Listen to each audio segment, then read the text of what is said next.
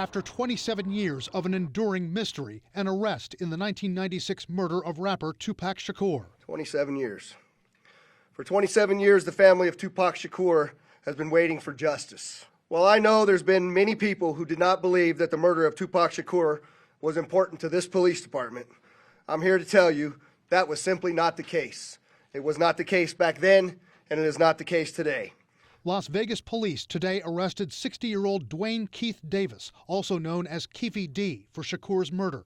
Keffe D's wife's home in Henderson, Nevada, had been searched in July as part of the investigation. Davis had long placed himself at the scene of the crime in downtown Las Vegas, once telling BET he was in the front seat of a white Cadillac that was next to Shakur's car when shots were fired from the back seat. You said the shots came from the back. Who shot Tupac? To keep it for the code of the streets. It just came from the backseat for him. Shakur was shot 4 times and died 6 days later. Duane Davis was the shot caller for this group of individuals that committed this crime, and he orchestrated the plan that was carried out to commit this crime.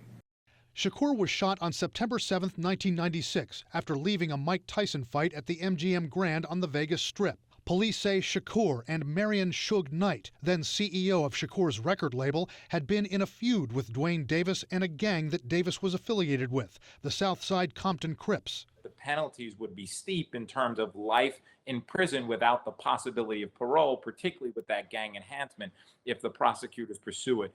Today, police played surveillance footage from inside the MGM Grand before the shooting, showing what they say was Shakur, Knight, and others punching and kicking a man named Orlando Anderson, who was Duane Davis's nephew, by an elevator bank. Little did anyone know that it is this incident right here that would ultimately lead to the retaliatory shooting and death of Tupac Shakur.